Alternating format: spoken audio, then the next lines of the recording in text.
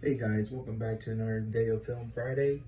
And today's film is going to be talking about is Final Fantasy VII Advent Children. So, as you guys see, I'm trying to be a little prepared. I got a little bit of the music playing, but hopefully, it can't be, it won't be heard or anything like that.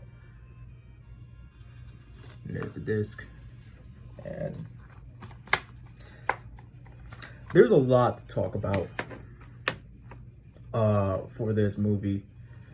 I'm not sure if I told you guys this, but I'm not a Final Fantasy VII fan.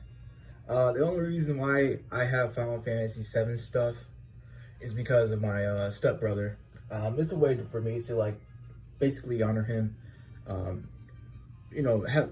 the memory of him. So he was a huge Final Fantasy VII fan, and me and him would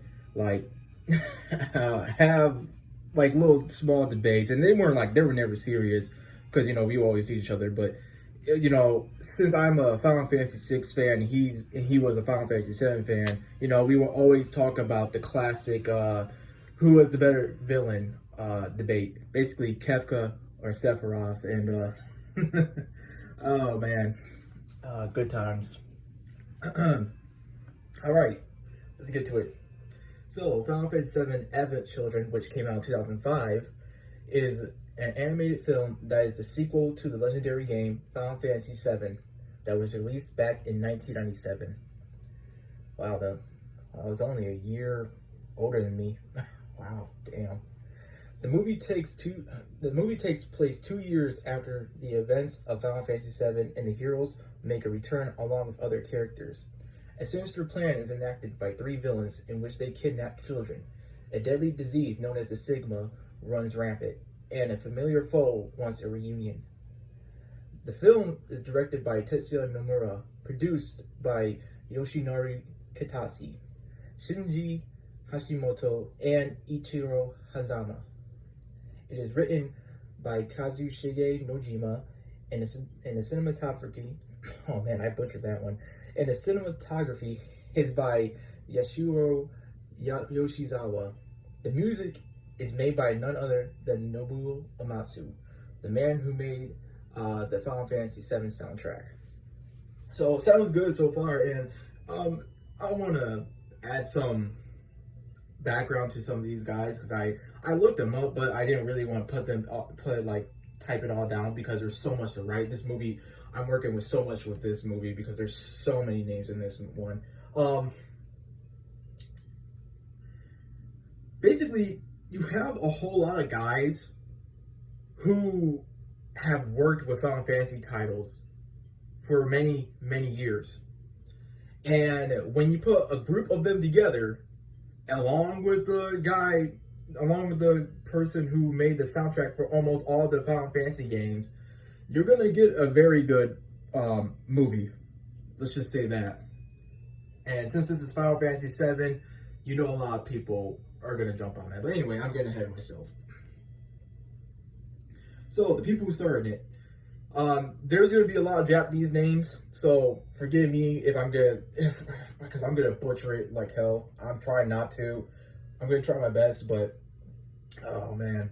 And of course there's gonna be English voices as well. So, all right, Takahiro Sakurai and Steve Burton played as Cloud Strife.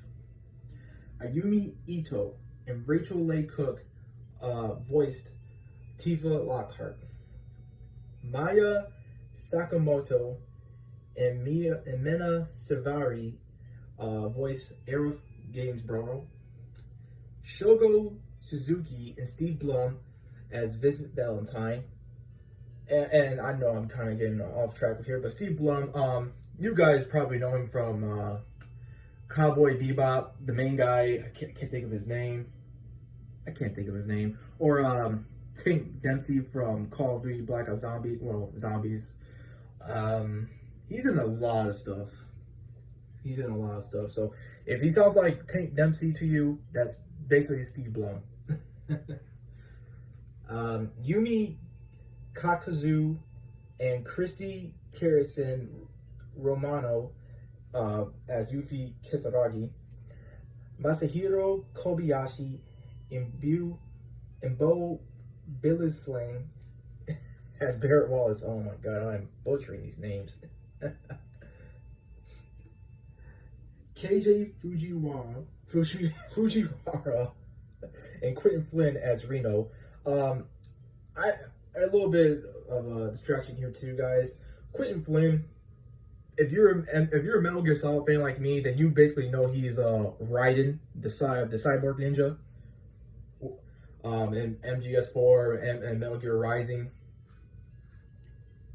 So, Titan Kusunoki and Crispin Freeman as Rude, Toru Okawa and Wally Wingert as Rufus Shinra, Kenichi Suzumuro and Rick Gomez as Zach Fair, Hideo Ishikawa and Greg Ellis as Kate Sif, Mashika Ichimaru and Liam O'Brien as Red 13, or also known as Nanaki. And I don't know, Liam O'Brien sounds very familiar. If you guys know who that is, please tell me, let me know, because that sounds very familiar, that guy's name. I mean, Kazuhiro Yamaji and Chris Edgerly as Sid Highwind, Shotaro Morikubo and Steve Staley as Kadaj, Kenji Nomura and Fred Tedescore as Laz, Yuji Kishi and Dave Wittenberg as Yazoo. Dave Wittenberg sounds familiar. I can't remember who that is. And Toshiyuki Morikawa and George Newbern as Sephiroth. Oh man, I'm telling you guys, I am not good with names. You know, if you give me some time and I say it and I repeat it like a lot of times, I'm pretty sure I'll get the hang of it. But man, those new names get me, man. All right. So what made this movie successful? I think this movie, being based off of like the world of Final Fantasy VII, it was destined to be a success, because you're bringing the crew of Final Fantasy experts and talented voice actors, along with Nobuo Uematsu, who made the movie an ultimate hit, like unlike the previous one, which was Final Fantasy: The Spirits Within, that came out in 2001. That one was it was hyped, but when it came out, it fell flat, man. But this one, they actually like looked at a video game perspective and not try to look at in a perspective like Western audience. They just went with what they made in the game and just applied it to a movie. And I wish a lot of these video game movies would do that instead of trying to make it their own thing. I wish Resident Evil did that more. I definitely wish Netflix would do that, but it's Netflix, they will never get that right. The only ones that are just perfect, and there's very few of them, is the first Mortal Kombat movie, Final Fantasy VII Advent Children, and Silent Hill, the first Silent Hill movie. Those are the ones that are they're good. They keep true to what was already established instead of just trying to make their own thing. Now they can take some liberties, but it wasn't to the fact where it would just be like, it was so ridiculous, like how Resident Evil movies are. And I'm talking about the live action ones. And I kind of forget, yeah, I would say the CGI Resident Evil movies are good too. But I'm getting off track. I'm sorry, guys.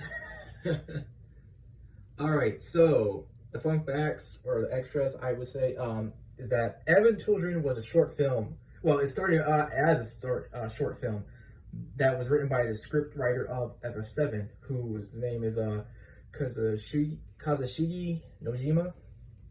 Some of the music was performed by Matsu's band, the Black Mages. Definitely listen to them. The Black Mages is a good video game band. It's just, the music is just so good.